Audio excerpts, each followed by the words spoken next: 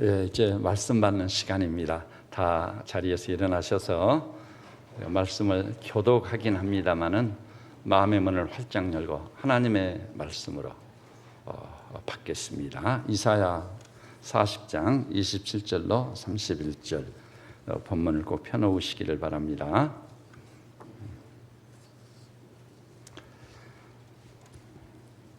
(27절입니다) 야곱아 어찌하여 내가 말하며 이스라엘아 내가 이르기를 내 길은 여호와께 숨겨졌으며 내 송사는 내 하나님에게서 벗어난다 하느냐.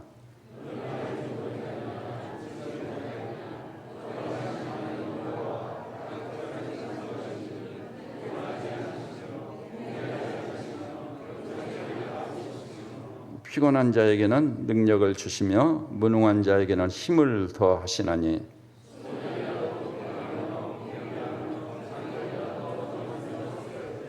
오직 여호와를 앙망하는 자는 새 힘을 얻으리니 독수리가 날개치며 올라감 같을 것이요 다른 박질하여도 곤비치 아니하겠고 걸어가도 피곤하지 아니하리로다. 아멘. 다 봤습니까? 예.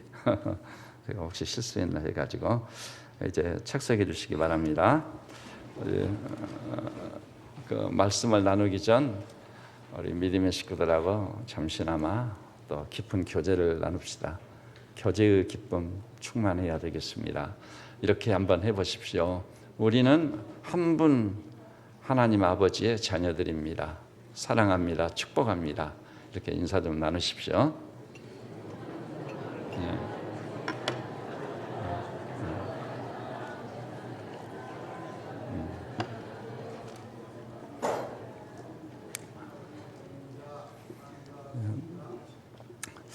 또 우리 성가대에 보시면은 우리 불가리아에 가 계시던 우리 이미경 집사님이 잠시 귀국길에 그 먼 곳에서 또 이 산골짜기까지 오셔서 일부 예배부터 참여하시고 또 성가대를 하시겠다고 출국 전에 성가대를 계속 봉사해 오셨으니까요. 우리 신앙의 귀감이 되신 것 같습니다. 감사합니다. 오늘 제가 어떤 말씀을 상고할까? 주님, 어떤 말씀을 저와 이 교회 양무리에게 주시겠습니까? 제가 말씀 사역자지만 온전치는 못하지만 저의 소원이 그것입니다. 하나님의 말씀을 하나님께 받아 말하는 자가 되게 해 주십시오. 이것이 강단을 지키는 말씀 사역자로서 저의 철칙입니다. 말씀을 받아 말하는 자가 되어야 되겠다. 내 멋대로 내 생각대로 말씀을 재단에서 각색해서 전하는 자가 아니라 하나님께 말씀을 받아 말하는 자가 되게 하옵소서. 그래서 기도 중에 이렇게 생각을 해보니까 요즘 살기가 상당히 버겁고 힘든 것 같아요. 더더욱이 올해는 유난히도 더워서 이 무더위 속에 허덕이는 분들이 많이 계신 것 같습니다. 거기다가 국제 정세를 봐도 지금은 세계 유명 관광지에 마음 놓고 여행도 하기 어렵게 됐어요. 어디서 무슨 일이 터질지 모르니까. 관광 1번지라고 하는 프랑스도 전전긍긍하고 유명 관광지일수록 관광객의 발길이 뚝 끊어졌습니다. 그리고 여러분이 잘 아시고 있지만은 국제적으로 경제 형편도 아주 좋지 않습니다. 또 이와 같은 것이요 단시간 내에 회복될 기미가 없습니다. 왜냐하면 사람들이 지금까지 뿌려온 씨를 우리가 거두고 있는 중이거든요. 뿌리는 것은 자유지만 거두는 것은 자유가 아닙니다. 따라서 합시다. 뿌리는 것은 자유지만 거두는 것은 자유가 아니다. 그럼 어떻게 거둘 수밖에 없어요? 뿌린 대로 거둘 수밖에 없는 거예요. 이 하나님의 철칙을 바꿀 수 있는 사람은 아무도 없습니다. 개인적으로도 마찬가지고 국가적으로도 전 세계적으로도 마찬가지입니다. 우리 국내 형편을 봐도 일촉즉발의 위기 가운데 있어요. 여러분 김정은 같은 그 어린 사람이 하나님도 믿지 않고 죽음도 따라서 죽으면 그만이지 이런 생각을 가지고 있지 않아요. 수가 틀리면은 핵미사일을 쏠 수 있어요. 밤낮 그 미사일을 쏘는 이유가 어디 있겠어요? 야차하면 핵미사일을 쏘겠다는 거예요. 근데 유독 우리 남쪽에는 우리 백성들만 대수롭지 않게 설마 그런 일이야 있겠느냐? 아닙니다, 여러분. 그렇게 많은 돈을 들여서 핵미사일을 개발해서 늘 미사일 훈련을 하고 있는데 그것이 서울을 겨냥 안 할 것이라고 확신하는 사람이 있어요? 아무도 없습니다. 제가 주님께도 여쭤봐서 주님, 저 김정은이라는 어린 사람이 붉은 용 공산주의 세력의 거두로서 고모부도 시신도 찾지 못하게끔 날려버린 사람인데 못할 일이 없을 거 아니에요. 어떻게 해야 됩니까? 주님께서 주시는 대답 중에 하나는 사람으로 사는 일 중에 하나가요, 방어 무기가 꼭 있어야 되는 거, 그죠? 북한이 저 지경인데 우리가 방어 무기도 없다면 되겠어요, 그게? 나는 이 남쪽에 살고 있는 사람들이 왜 그런 마인드를 가지고 있는지 이해가 도무지 안 가요. 방어 무기도 없이 핵미사일을 대응하겠다는 거예요? 그것 가지고 뭐 중국 눈치를 보고 러시아 눈치를 보고 말도 안 되는 소리예요. 주님께서 하시는 말씀이 방어 무기를 준비하는 게 내 뜻이다. 맞습니다.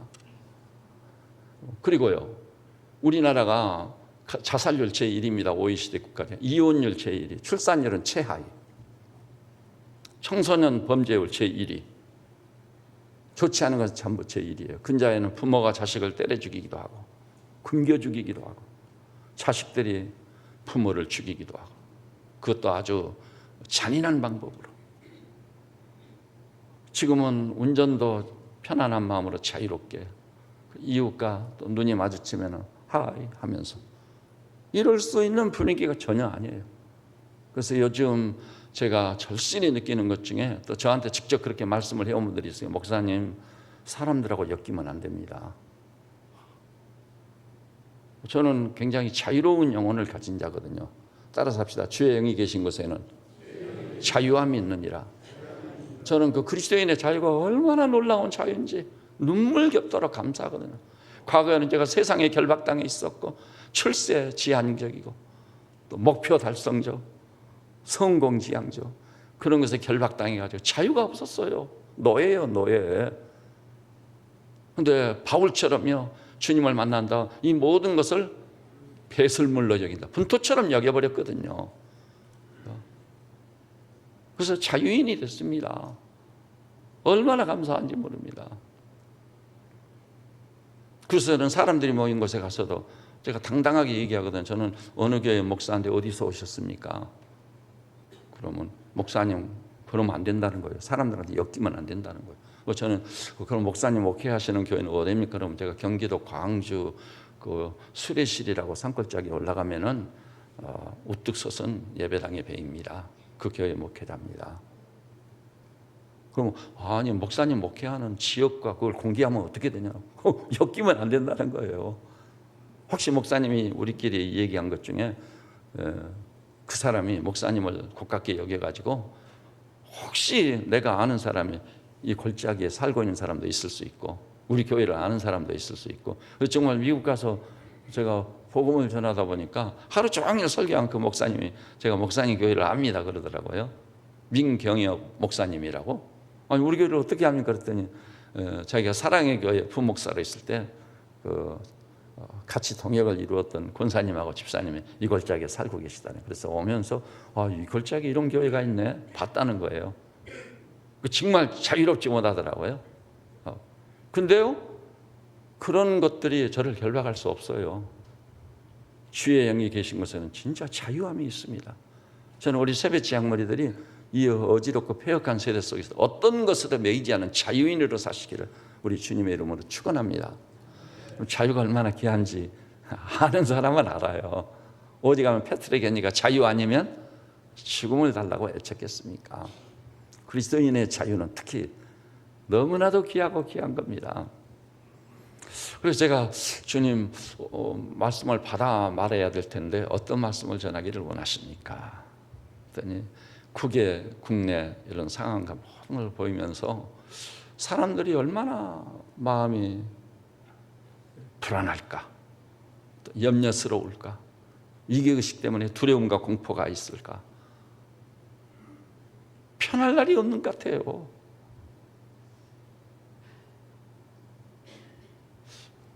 그리고 제가 우리 교우들을 놓고 볼 때도 적지 않은 분들이, 자, 시편 1편을 보니까 무엇을 묵상하라고 하죠? 복 있는 자는 악인의 꾀를 쫓지 아니하고 죄인의 길에 서지 아니하고 오직 그 오만한 자의 자리에 앉지 아니하고 오직 여호와 율법을 주야로 묵상하는 자. 말씀을 묵상하라고 그랬어요. 하나님을 묵상하라고 그랬어요. 그런데 요즘 대한민국 시민들은 교회 다니는 사람들까지도 북한의 핵을 묵상하는 것 같아요. 잠자리에 들어서 김정은이 핵을 쏘면 어떡하나.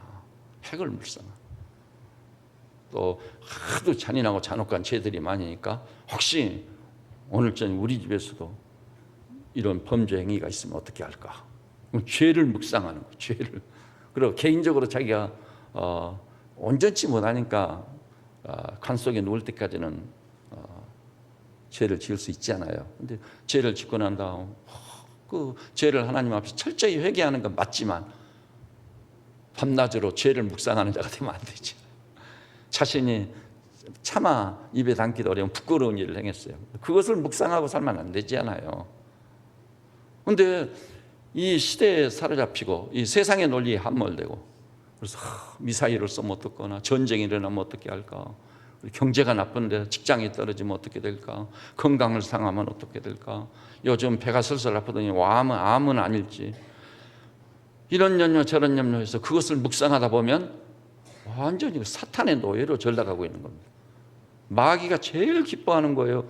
아마 이 중에서는 이런 분도 계실지 몰라요. 목사님 무슨 사탄이 있느냐고, 이 대명천지에. 지금 그 사탄의 존재를 제가 입증할 시간이 아니니까 지나갑니다만 틀림없이 흑암의 세력이 있습니다. 흑암의 세력이 있고 베드로전서 5장에 있듯이 사탄이 우는 사자처럼 삼킬 자를 찾는다. 그래서 우리를 미혹하거든요. 그래서 이런 염려 저런 염려, 이런 걱정 저런 걱정에 완전히 함몰돼서 그것에 결박당해가지고 그것을 불철주야 묵상하면서 정상적인 삶을 살지 못해요. 거기서 이제 조금 심화되면 우울증도 오고 사람을 기피하는 현상도 있고 정신과적 치료를 요하는 문제들이 많이 생기는 거예요. 그래서 아까 제가 자유를 얘기한 거예요. 세상을 비롯해서 그 모든 것으로부터 성령으로 말미암아 자유하는 자유인이 우리 그리스도인임을 확실히 믿으시기를 바랍니다. 그래서 이런 때니 내가 어떤 설교를 해야 될까? 하나님께 말씀을 받아 말해야 되겠네. 주님, 어떤 말씀을 전하기를 원하십니까? 그때 제가 이사야 40장으로 인도를 받은 겁니다. 여러분, 이사야 40장의 본문을 볼 때요, 문제가 없는 시대가 아니었어요. 하나님의 백성 이스라엘의 직면한 문제가 엄청나게 심각했습니다. 나라가 침몰될 위기에 있습니다. 그리고 바로 이 북방 이스라엘이 무너져 버리는 거예요. 북방 이스라엘이 무너진 때가 연대가 언제죠? BC 726년입니다. 이사야의 연대가 BC 750년입니다. 국난을 당한 때입니다. 하나님의 백성 이스라엘이 말씀을 떠났습니다. 궤도를 이탈했습니다. 생각하는 이 죄요, 행하는 이 죄요. 잘 나가는 것 같았는데 북방 이스라엘 여로보암 때부터 보다도 잘 나가는 시대가 어디가 있어요.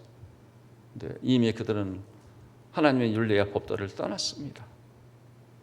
선지자들이 수없이 외쳤지만 선지 에레미야는 땅을 파고 땅 속에 묻어버렸고 토굴에 갇힌 신세가 된 겁니다. 이사야 선지도 칼로 목베임을 당해 죽였습니다. 톱으로 켜서 죽였어요. 순교의 제물이 됩니다. 그래서 시대가 정말 암울한 시대였습니다. 그래서 27절에 보니까 하나님이 쟁변하십니다. 야곱아, 어찌하여 네가 말하며 이스라엘아 네가 이르기를 내 길은 여호와께 숨겨졌으며 내 송사는 내 하나님에게서 벗어난다 하느냐. 이제 하나님이 듣지도 아니하시고 하나님이 아무리 부르짖고 호소해도 기도 응답도 없고 이제는 끝나는구나. 그때 하나님께서 쟁변을 하시는데 28절에 너는 알지 못하느냐 듣지 못하느냐 영원하신 하나님 여호와 땅끝까지 창조하신 이는 피곤하지 않으시며 곤비하지 않으시며 명철이 한이 없으시며 하나님이 자기 자신을 계시하십니다. 나는 이런 존재다. 너희가 믿는 하나님, 출애굽의 하나님, 아브라함과 이삭과 야곱의 하나님, 내가 어떤 존재인 줄 아느냐. 그러면서 이 하나님이요, 그런 존재성으로만 존재하시는 게 아니에요. 29절 보니까 피곤한 자에게는 능력을 주신다. 무능한 자에게는 힘을 더하는 나다. 그러나 누구에게 이런 은혜를 주시는 거죠? 하나님이 아무나에게 이 은혜를 베푼다면 그 은혜도 뭣도 아니에요. 그런 하나님 우리가 어떻게 믿고 살란 말이에요. 너무나 놀랍게도 소년이라도 피곤하며 곤비하며 장정이라도 넘어지 자빠지지만, 그러나 31절에 보니까 조건을 제시해서 오직 여호와를 앙망하는 자. 자기 죄를 묵상하는 자라고 하지 않았어요. 자기 스스로나 오리를 묵상하는 자라고 하지 않았어요. 시대적인 암울한 상황을 보면서 그것 때문에 밤낮으로 고심하면서 그것에 사로잡혀서 함몰된 자, 그렇게 말씀하지 않았어요.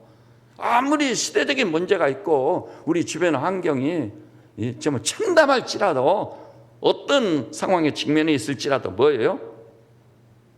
오직 여호와를 앙망하면, 여호와를 앙망하느냐 안 하느냐, 이것에 의해서 결정 지어지는 것입니다.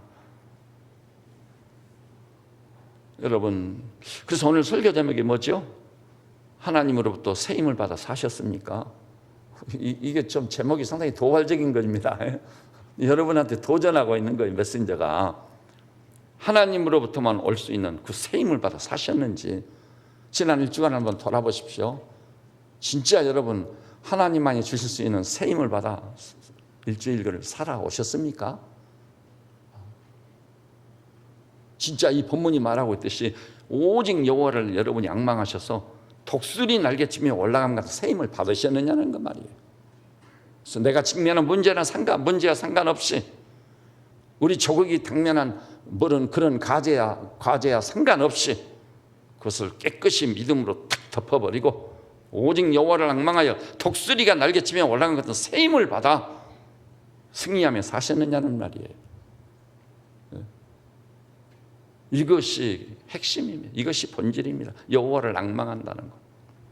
그런데 교회 다니는 분들도요, 하나님을 앙망하고 있지는 않은 것 같아요. 저 같은 목사님들도 순간순간 하나님을 의지하고 하나님을 앙망하고 그를 바라고 사는 사람을 찾아보기가 참 어려운 것 같아요. 그래서 제가 요즘 중대한 결심을 했습니다. 그래서 교회적으로는요, 말씀 사역자를 본격적으로 세워야 되겠다. 말씀 사역자는 누구냐? 철저히 말씀을 의지하고 말씀을 신비에 각인시키고 또 순간순간 하나님의 음성을 듣고, 그 요한복음 10장 17절 있잖아요. 내 양은 누구냐? 내 말을 듣고 나를 따르는 자. 진짜 주님의 말씀을 듣고 목자장 되신 주님의 발자취를 따라가는 이런 성도들로 세워야 되겠다. 이런 각오를 해서 21일 주일 오후에 모이려고 합니다. 교회 밖으로는요, 9월 5일 날 하나님의 은혜가 또 역사를 하셔서 9월 5일 날 아마 제가 판단할 때는 100명 이상의 목사님 네분들이 우리 교회에 모이십니다. 저보고 세미나를 좀 인도해서 오전 오후 세미나를 인도할 때 엄청나게 도전을 해버리려고 합니다. 제가 무슨 그 목사님들 네 분한테 신용 탈 일도 없는 것이고 칭찬 받을 일도 없어요. 제가 연초에 우리 신년 할애에 있을 때 그때도 30분 시간을 주셔가지고 나가서 천마디 거렸거든. 목사님들 때문에 예수 믿은 사람이 몇 분이나 됩니까? 도전을 했거든요. 그랬더니 두 편으로 갈라졌어요. 한 편에서는 와가지고 오늘 정말 은혜를 받았고 도전 받았습니다. 그런 분이 있고, 또 소수의 분들은 상당히 좀 콧가운 눈으로 자기만 잘하는가? 그 차원이 아닌데 그런 분들도 있었어요. 그리고 어떻든 결과적으로는 목사님 네 분들이 우리 교회에 모이시게 됐어요. 그때는 제가 인정사정 보지 않고 주님께서 지시한 대로 주신 대로 단호하게 말씀을 전해서 진짜 저를 포함해서 목사님 네 분들 완전히 굴복당해. 아버지, 이제 주님께 말씀을 받고 또 말씀 주시면 주신 대로 목자장 되신 주님을 따라가는, 순종하는 삶. 그러니까 순간순간 주님의 뜻을 물어야 되거든요. 주님, 이런 경우 어떻게 해야 되죠? 좌로 가야 됩니까? 우로 가야 됩니까? 이런 경우 어떻게 대응해야 되죠? 또 우리에게 놀라운 분별력을 주셨어요. 분별력. 좌로 갈 것인지 우로 갈 것인지, 예스 할 것인지 노 할 것인지 분별력을 주셨어요. 그래서 그 말씀을 듣고 따라가는 자가 진짜 양이고 진짜 하나님의 사람인 거지, 말씀을 듣기만 하고 행하지 아니한다면 주님의 사람이 아닌 거예요. 그래서 마태복음 7장에 이 불법을 행하는 자들 내게서 떠나가라, 내가 너희를 도무지 모른다, 그러지 않으셨습니까? 그래서 이제 드디어 오늘 이 말씀을 받고 전할 수 있게 됐습니다. 전할 수 있게 됐어요. 여러분, 순간순간 주님의 인도를 받는다는 것은 놀라운 일이에요. 그리고 오직 여호와를 앙망한다고 할 때 앙망이라는 용어가 히브리어에서는요, 현재형으로 표현됐어요. 현재형. 그러니까 주님을 앙망하는 것은 언제 사건이에요? 20년 전에 나도 믿음이 좋았고 그때 주님을 앙망했었다고, 그 말이 아니에요. 앞으로 내 행편이 좀 나아지면 열심히 신앙생활해서 주님과 그 말씀을 앙모하는 자가 되겠다고, 그 뜻이 아니에요. 현재형이니까 현재적으로 과거에 어땠든 미래에 어떻게 할 것이든 지금 당장 이 자리에서 여호와를 계속 앙망하고 있겠느냐, 호흡처럼 여호와를 앙망하겠느냐는 말이에요. 하나님께서 약속을 했습니다. 만일 현재적으로 이 호흡처럼 주님을 앙망한다면 틀림없이 주님이 약속했습니다. 뭘 주시겠다고요? 독수리 날개쯤에 올라감 같은 새 힘을 주신다고 약속하신 주님을 찬양할 지어다. 이게 본질이에요. 여러분 잘 아시죠? 교회 역사 속에서요, 진짜 에녹처럼 하나님과 동행했던 인물이 있어요. 순간순간 현재적으로 하나님을 앙망했던 사람이 있어요. 누군지 아세요? 유명한 성 프란시스. 원래 부잣집 아들로 태어났었습니다. 근데 그 모든 걸 포기하고 나를 전하라 하니까 그때부터 맨발의 성자가 됐어요. 맨발로 다니면서 복음을 전했어요. 근데 그는 호흡처럼 순간순간 주님의 인도를 받았어요. 시골길을 가고 숲길을 가다가 새들을 만나니까 주님 어떻게 해야 되죠? 새들한테 안부를 살피고 새들의 안녕을 물어라. 그래서 알겠습니다. 새들을 향해 형제여 자매여 잘 있었느냐. 사람들이 보면 저 정신이 비정상적인 사람 있죠. 근데 주 안에 있는 그 영혼은 너무나도 기뻤습니다. 새들을 향해 대화를 하면서 안녕을 물을 정도 되니 이 얼마나 놀라운 일이에요. 그리고요, 그가 은혜를 받고 주님과 동행하는 삶을 살면서, 근데 그러니까 프란시스라는 인물은요, 자기 힘과 자기 능력으로 산 게 아니라 호흡처럼 의지했던 주님 때문에 프란시스가 됐다는 걸 아셔야 됩니다. 이게 중요한 겁니다. 바울이 중요한 게 아니라 누가 중요한 거죠? 이제는 내가 사는 것이 아니라 내 안에 그리스도가 산다고, 그리스도가 위대하신 것입니다. 그래서 프란시스가 막 십자군이 일어나고 세계 정세가 아주 위기에 처했을 때 에집트로 갔습니다. 이집트에 가서 누구를 만났겠죠? 무슬림 대왕 술탄을 만났습니다. 그가 술탄을 대상으로 복음을 전했어요. 근데 그 당시에 예수 믿는다는 게 얼마나 위험했냐면요, 무슬림들 사이에서는 기독교인의 목을 참수해가지고 가져오면 영웅이 되는 거예요. 영웅. 그러니까 뭐 프란시스의 목이 언제 날아갈지 모르는, 근데 술탄한테 가가지고 이 복음을 전하는 거예요. 당신이 믿는 무슬림들이 믿는 그 누구지요?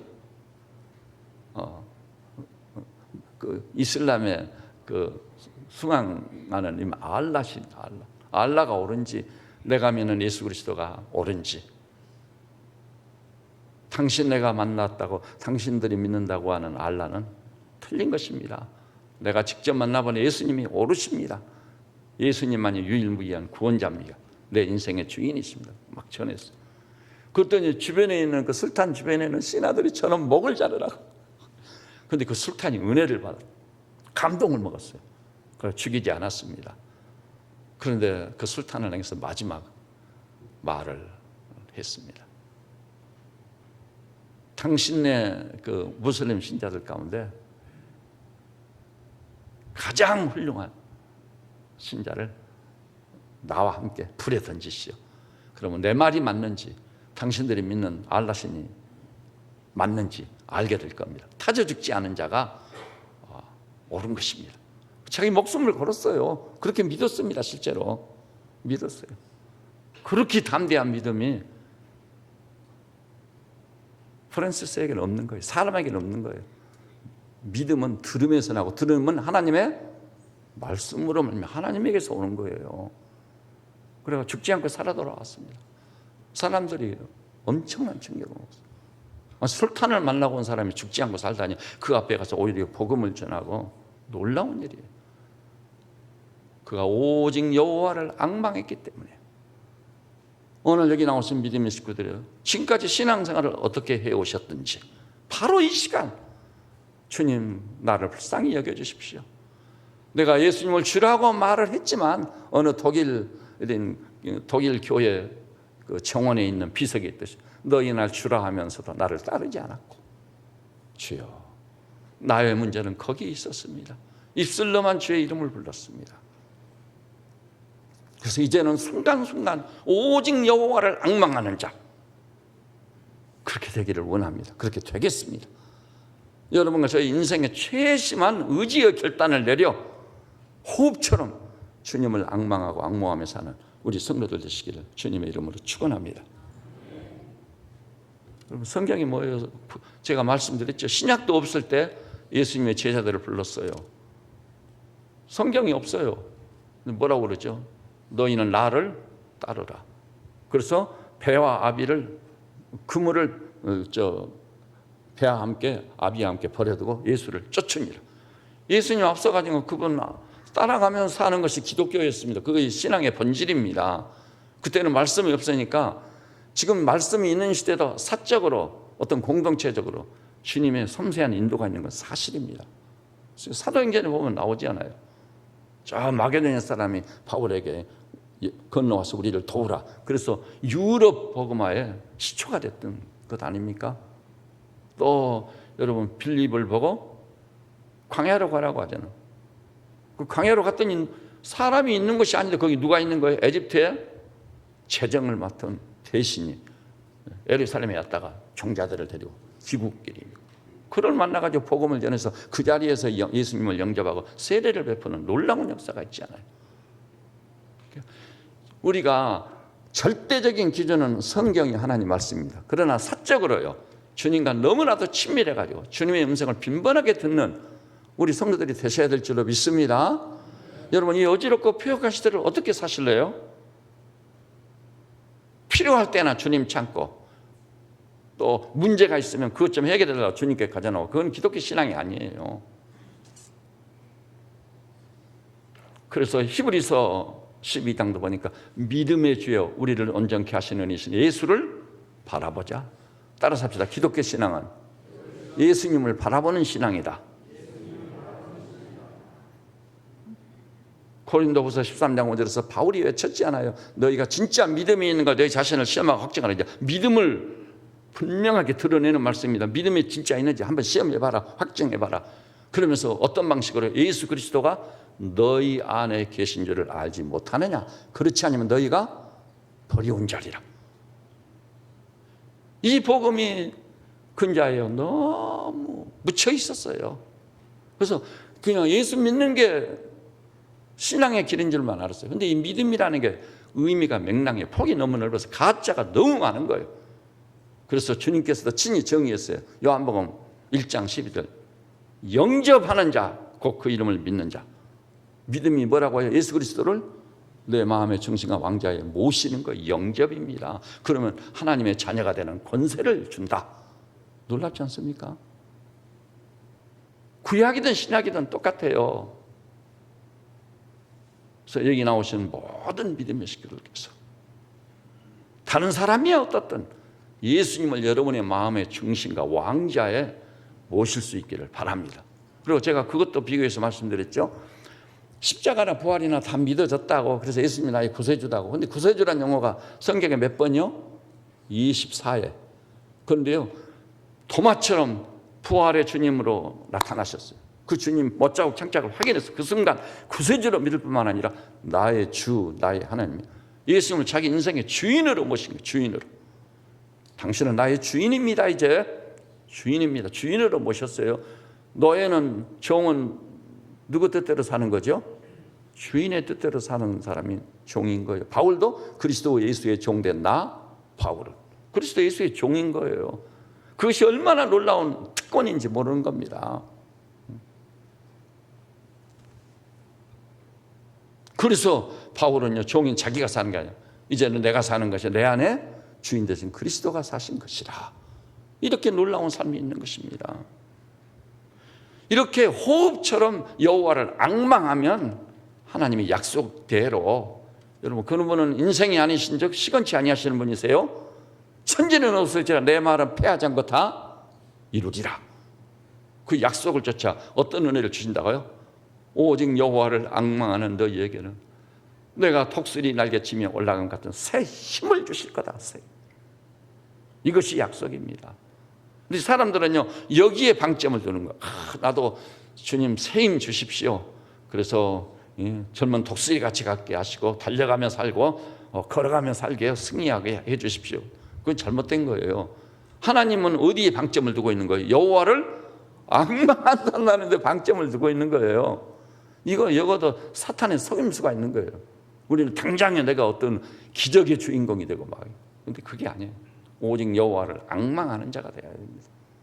바로 이 시간부터 여기 계신 우리 형제 자매들께서 바로 이 순간부터 나가자마자 시험거리가 올 거예요. 이럴 때 어떻게 하나?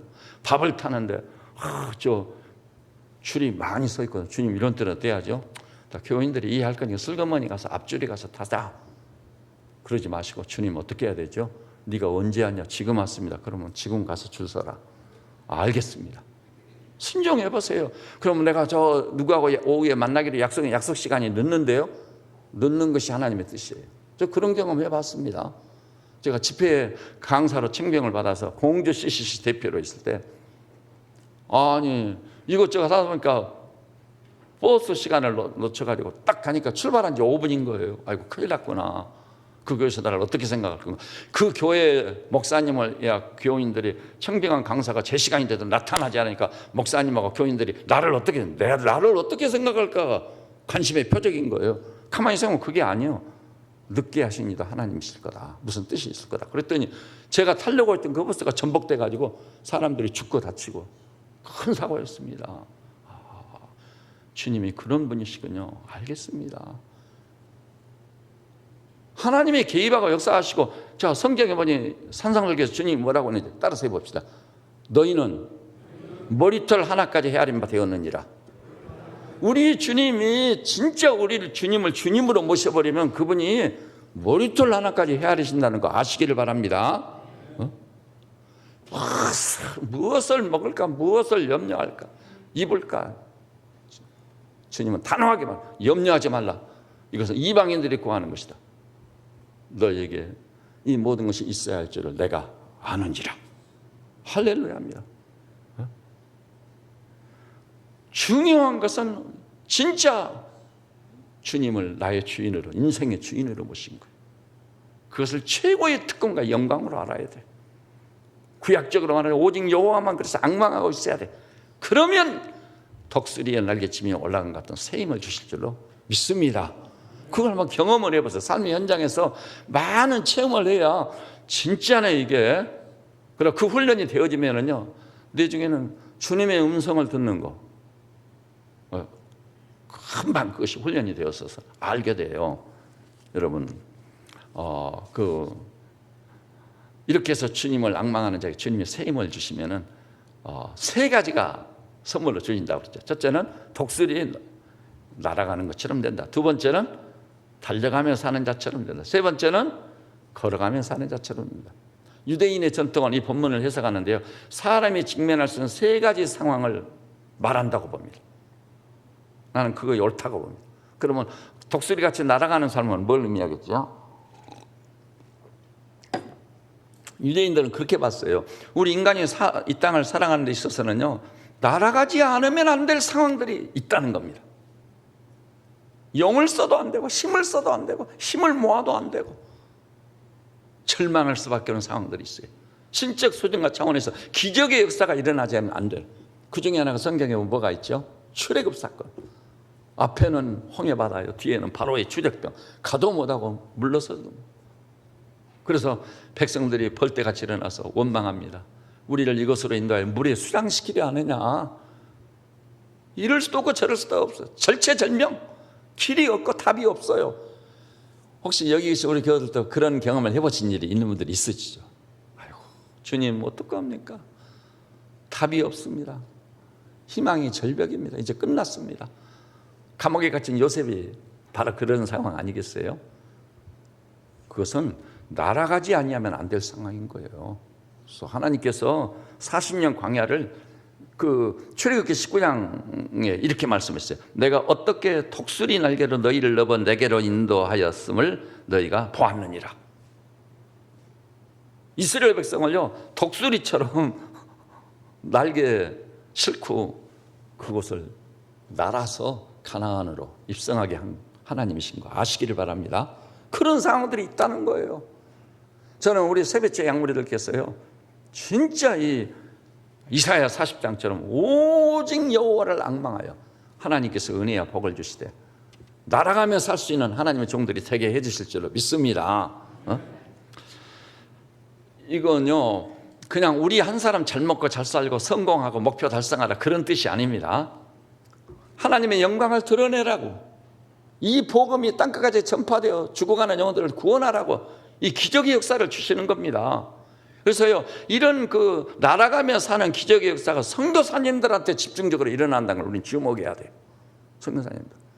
그래서 선교사님들 간증기를 읽어보니까 이런 얘기가 있어요. 말도 안 되는 사건이 벌어지는 거예요. 급히 어디를 가야 되는데 교통수단이 오토바이가 있어.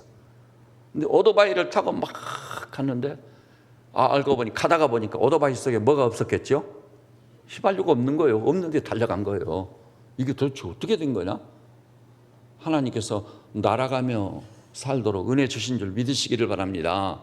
정말 선교사님들이 교본으로 삼을 만큼 위대한 선교사의 간증기가 있어요. 그거 읽어보면요, 남미에 가가지고요, 어느 교회로부터 말씀을 전해달라고 청빙을 받았습니다. 그래서 말씀을 전할 기쁨 때문에요, 차를 몰고 막 갔습니다. 근데 그 교회는 어땠냐면 그 무렵에 엄청 비가 많이 쏟아져가지고 한 길밖에 없어요. 다리를 건너야 그 도시로 진입이 가능해. 근데 그 다리가 떠날라가 버렸어요. 그래서 이제 선교사님 오시기는 틀렸다. 이제 우리끼리 어떻게 해보자 하고 있는데 선교사님이 정시에 딱 도착한 거예요. 그래서 선교사님 어떻게 오셨습니까? 자동차 타고 왔습니다. 아니 다리가 사라졌는데 어떻게, 무슨 소리냐고, 다리를 건너왔노라고. 그래서 한번 가서 봅시다. 쌍방에 가서 보니까 다리가 없는 거예요. 다리가 없는 선교사는 분명히 자동차를 몰고 무엇을 건너온 거예요? 다리를 건너온 겁니다. 여러분, 구약이든 신약이든 하나님의 말씀이 전파되고 하나님의 영광이 드러날 때는 기적의 역사가 있다는 걸 잊지 마시기를 바랍니다. 이 우주 속에요, 기적이 없이는 우주 존재 자체가 전속이 불가능한 거예요. 우리는 살아계신 하나님을 믿는 겁니다. 그래서 제가 몇 주 전에 설교 제목이 뭐였죠? 당신은 진짜 살아계신 하나님을 믿습니까? 였습니다. 하나님을 믿는다고 하는데 안 믿는 거예요. 그러니까 하나님이 하지 말라고 하는 것만 막 하는 거예요. 하나님이 하라고 하는 것을 안 하고 있어요. 여러분, 여기 계신 우리 교우들께서요, 어려운 일이 있다고, 도저히 답이 없다고, 희망이 절벽이라고 울부짖으면서 내 인생 끝났다고 그러지 마세요. 자기 죄를 묵상하는 자로 전락하지 마세요. 자기 실수나 오류 그거 묵상하는 자로 전락하지 마세요. 자기 전에 문제에 완전히 함몰돼서 그 문제를 묵상하는 자. 사람들은 이 문제가 해결될 수가 없는데 큰일 났다, 나 끝났다. 그 문제 때문에 결박당해가지고 그것 때문에 묵상하다가 침체되고 무너지는 사람. 우리 영적 침체는 그분의 뜻이 아닙니다. 그분은 우리 심령을 소송시키는 것이 그분의 기뻐하시는 뜻이라는 거 아시기를 바랍니다. 그래서 여호와를 앙망하고 그분을 묵상하는, 말씀을 묵상하는, 여러분 그분이 독수리처럼 날아갈 수 있도록 새 힘을 주실 줄로 믿으시기를 바랍니다. 그 다음에 두 번째가 뭐죠? 달려가며 사는 것.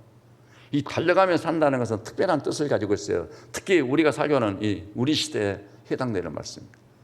우리 시대에 출근하는 남편들 옛날에 제가 시내 말씀 인도하러 이렇게 다닐 때 보면은요, 출퇴근길에 그 남편들 얼굴이 완전히 죽은 얼굴이에요. 퇴근길에는 거의 대부분 눈 다 감고 있어요. 신앙과랑 앓다가 죽을 사람처럼 이러고 있어요. 너무나도 치열한 경쟁사회 속에서 한눈 팔다가는 금방 낙오자가 돼버리는 거예요. 그래서 지금은 생존 경쟁이 아니라 뭐라고 그래요? 생존 전쟁이라고 합니다. 그러니까 너무 부담스러운, 너무 힘이 드는 멍해로 다 작용을 하는 거예요. 그래가지고 내가 이런 세상을 해치고 가족의 생계를 책임지고 어떻게 살 것인가. 그래, 사실 학생들도, 우리 아들, 딸들도 학교 가면 무슨 경쟁을 하죠? 누가 성적을 더 올릴 것인가? 누가 좋은 대학에 입학할 것인가? 엄청난 경쟁이죠.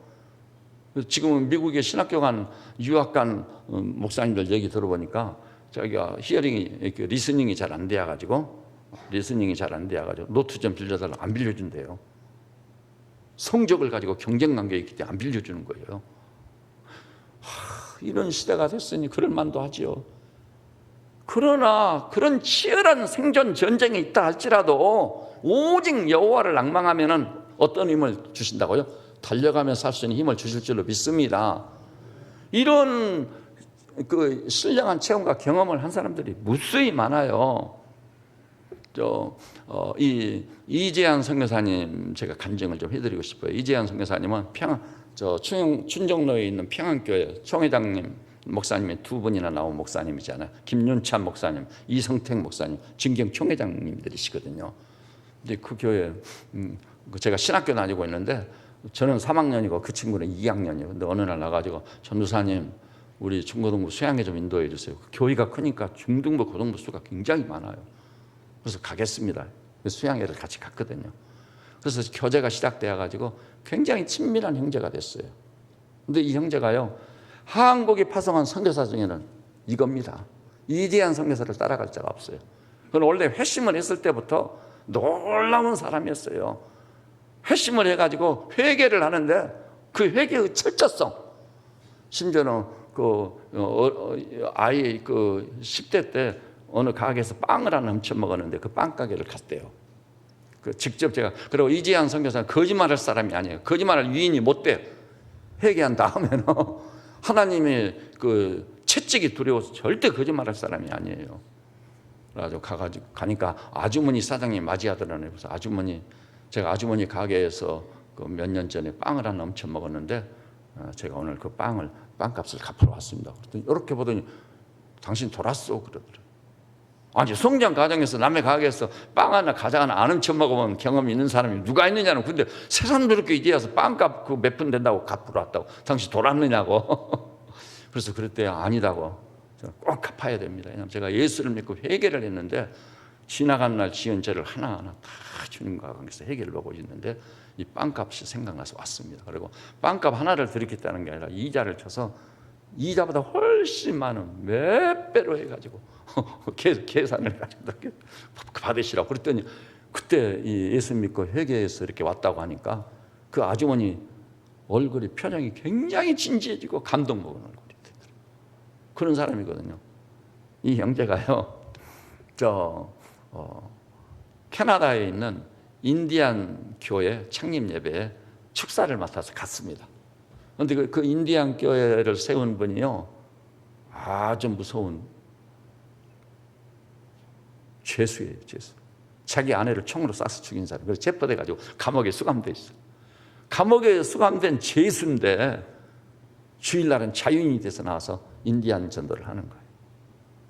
그래서 그 감정을 듣고 너무나 감동을 먹었대요. 근데 들어보니까요, 이 사람이 감옥에 수감된 다음에 예수님을 만난 거예요. 예수님을 만났는데 진짜 예수님을 마음의 왕자에 자기 인생의 주인으로 모셔버린 거예요. 구세주 정도가 아니라 주인으로 모셨습니다. 그래가지고 감옥에 있는데도 순간순간 자기 안에 계신 예수님과 교제를 나누며 살다 보니까 감옥이 아니라 천국이 되어버린 거예요. 죄수들을 얼마나 섬기는지. 그래가지고 그 교도소에서는 사람들이 심지어는 간수나 또 교도소장까지 다 알려져 가지고 이분을 존중히 여기는 사람이 되어버렸어요. 그래가지고 인류 역사에요, 감옥에 수감된 죄수에게 주어진 특혜로서 이런 일이 처음이자 마지막이 될 것이 아닐까 보더라고요. 왜냐하면 주일날은 당신은 자유입니다. 이제. 왜냐하면 기도 중에 인디안 선교를 위해서 하나님이 나를 부르고 계시구나. 근데 인디안 선교가 얼마나 팍팍하고 어렵겠어요. 백인들이 인디안을 얼마나 핍박했는데 그 일을 나보고 하라고 하는구나. 근데 시간이 없지 않아요. 죄수니까. 근데 교도소장 묵이나요. 일요일이면 자유인이 되는 거예요. 그래서 교회를 세워서 인디안 교회 목양과 목회를 시작하는 거예요. 여러분, 진짜 감옥이라 할지라도 요셉이 바로 그랬지 않아요. 하나님과 동행하고 여호와를 앙망하고 예수님의 내주를 확인하고 산다면 심령 천국이 이루어질 것이고, 내가 있는 그 감옥이, 그 교도소가 천국이 될 줄로 믿으시기 바랍니다. 그래가지고 누구하고 경쟁을 한다든지, 뭐 목회를 해서 내 교회를 키우냐, 네 교회를 키우냐, 교인이 몇 명이냐, 이런 거 경쟁 전혀 없는 거예요. 인디안 목회, 한 영혼이라도 인디안을 살리기 위해서 자기 안에 계신 예수님과 동사동역을 해가지고 목양과 목회를 하는 거예요. 여러분, 우리가 이웃과의 경쟁한다고 생각하지 마세요. 그러면 그때부터 지옥을 사는 거예요. 지옥을 사는 거예요. 우리는 다른 형제 자매들의 문제를 내가 짊어져주고 내가 담당해주고, 이렇게 해서 진짜 심령천국을 이루고 가정천국을 이루고 우리 교회가 머리 대신 예수님이 통치하고 다스리는, 그리고 문제 많은 자아는 다 죽었어요. 내가 그리스도와 함께 십자가에 못 박혔나니 나는 죽어버린 거예요. 그래서 이 세빛전원교회라는 교회가 천국을 이루는 놀라운 역사가 있을 줄로 믿습니다. 그래야 그게 교회인 거지요. 그래야 교회입니다. 경쟁도 극복하는, 세상의 논리적인 논리가 경쟁이에요. 경쟁에서 누가 살아남느냐, 그것까지도 경계를 뛰어넘어 이기는 성도들 다 되시기를 바랍니다.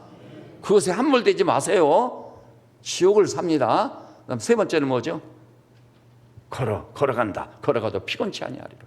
이 걸어간다는 삶은 유대인의 전통이냐면 일상의 삶이에요. 학교 가고 화장실 가고 교회 왔다 가고 사회생활하면서 다니는 삶. 사람들은 일상은 굉장히 중요시 여기지 않아요. 근데 일상이야말로 중요한 거죠. 일상이 아주 중요한 거예요. 일상에서 낙심하고 좌절하고 절망한 사람들, 패배의식에 살고 열등감에 사로잡혀서 물러가 침륜에 빠진 자가 부지기수요. 그런데 일상을 살 때 우리는 어떻게 해야 되느냐? 하나님께서 피곤치 아니하도록 새 힘을 주신다고 약속하지 않았습니까? 누구에게? 여호와를 앙망하는 자에게. 앙망하면 이 힘을 주십니다, 하나님이. 이것 또한 이대한 선교사님 간증에서 나온 것입니다. 감비아에서 선교를 하는데요, 감비아에 단기 선교를 많이 왔대요. 우리나라에서도 오고 미국에서도 오고, 왔다 갈 때마다 이구동성으로 말해 감비아는 볼 것이 없는 나라예요. 볼 것이 전혀 없어. 그다음에 갈 곳이 전혀 없어. 뭐 유명 관광지도 없고 자연경관도 전혀 없는 거예요. 볼 것도 없고 갈 것도 없는 거예요. 그래서 선교하기가 얼마나 팍팍했는지 이재한 선교사님이 유럽에서요 집회인들을 해달라고 초청을 받아서 가게 됐대요. 비행기를 타고 가는데 비행기 안에 사모님이 그러더라네요. 여보, 이 비행기가 추락하면 우리는 천국으로 가겠지요? 눈물이 핑글더래요. 너무나 감비아에 산다는 것 자체가 팍팍하다 보니까 비행기가 추락해서 우리가 죽으면 하늘나라 가지 않겠느냐고. 근데 유럽 가가지고 보니까요, 얼마나 경치가 좋고 유명 관광지가 많은지 자기도 모르는 사이에 스르르 눈물이 흘러내렸대요. 근데 그 유럽 갈 때요, 무엇을 사러 갔냐 하면은 자기는 세상 소식을 알 수 있는 길은 하나밖에 없어. 단파 라디오 하나. 근데 그 라디오에는요, 영국의 BBC 방송밖에 안 걸린대요. 그런데 이웃 나라에서 온 선교사님이 다녀간 일이 있는데 그 사람은 BBC만이 아니요, 유럽에 아프리카에 있는 방송이 다 잡히고, 그걸 보니까 소니 라디오 소니인 거예요. 그래서 하나님, 나도 저 소니 좀 하나 주세요. 근데 이제 유럽을 가게 돼서 가면은 내가 틀림없이 소니를 사겠다. 그래서 공항에서 내리자마자요 차를 타고 그 전자 제품 파는 데로 갔대요. 소니를 꺼내라고 하면 진짜 자기가 본 소니가 있더라고요. 그래서 그 흥정을 다 해가지고 값을 지불하려고 지갑을 딱 꺼냈는데 그때 생각이 났어요. 주님, 이거 값을 지불하고 살라고 하는데 주님 어떠시죠? 그랬더니 자기 인생에요, 주님의 인도를 그렇게 많이 받았지만 그런 응답은 처음 받아봤대요. 천둥같이 울려 퍼지는 소리. 너 깜짝 놀래가지고 자기도 면서 그 전자기기 파는 그 회사 사장님한테 그랬대요. 사장님, 우리 주님이 사지 말라고 하네요.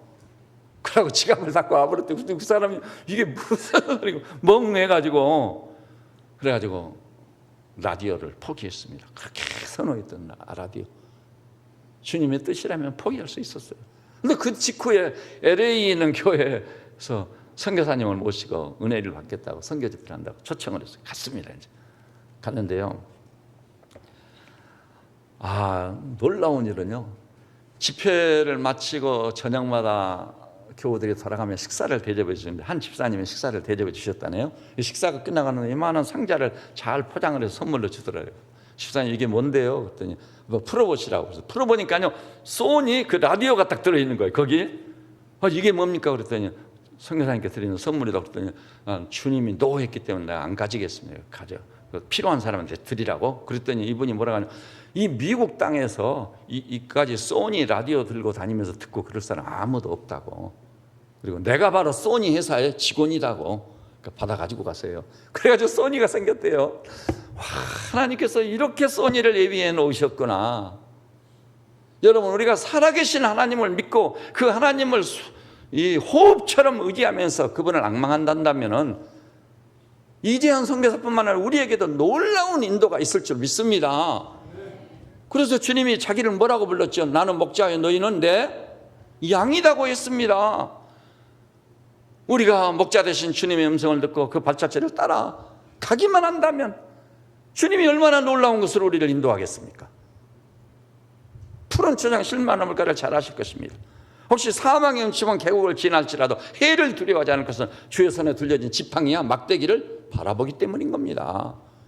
이렇게 해서 지금 시대에 아무리 문제가 있고 이 국내적으로 국외적으로 아무리 어려운 난제가 기다리고 있을지라도 그것 때문에 약호 죽고 맥 빠지고 그것 때문에 낙심하고 그것 때문에 좌절하고 그것 때문에 절망하면서 우울증이 오고 잠도 못 이루고, 이거 하나님 앞에 죄악인 거예요. 믿음이 없으니까 잠을 못 이루는 거죠.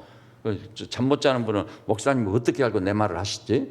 내가 아는 게 아무것도 없습니다. 여러분, 잠자리 들 때도 주님 이제 잠자리에 듭니다 아시죠? 사랑하는 자에게 잠을 주신다고 했으니까 숙면을 취할 수 있도록 복을 주셔서 치유의 시간을 갖고 아침이 되면 찬란한 태양을 맞이하면서 환희를 부르면서 일어나게 복 주십시오. 그리고 믿음으로 잠도 주무시기를 바랍니다. 얼마나 놀라운 역사가 있겠어요. 이래서 여러분은 오직 여호와를 낭망하고 믿음의 주 온전케 하시는 이신 예수를 바라보고 삶으로 여러분의 삶을 확 뒤집어져가지고 진짜 살아계신 하나님을 순간순간 의지하고 믿는 자처럼 영광 중에 사시기를, 그리고 직면하는 모든 문제에서 이 모든 일을 그리스도 예수로 말미암아 넉넉히 이기는 자로 사는 우리 형제 자매님들 다 되시기를 우리 주님의 이름으로 축원합니다. 기도하십시다. 주님, 기적적으로 이렇게 많은 사람이 있는데 한 분, 두 분 지명하여 부르셔서 이 세빛지원원교회 성소에 올라오게 하시고 예배자가 되게 하시고 하나님의 말씀을 받게 하여 주신 것 감사합니다. 그렇습니다. 세상에 이런 문제 저런 문제, 또 내가 지은 죄, 실수, 오류 있지만 그것을 묵상하고 사는 어리석은 자가 되지 말게 하여 주시고 오직 눈을 들어 산을 보며 도움 되신 여호와만 앙망하며 사는 종들 되게 하여 주시옵소서. 그래야 독수리 날개치며 올라감 같은 새 힘 주심으로 날아가며 살고 달려가며 살고 걸어가며 승리를 외치며 환희를 외치며 사는 하나님의 거룩한 백성들 되게 하여 주시옵소서. 예수님의 이름으로 기도드립니다. 아멘.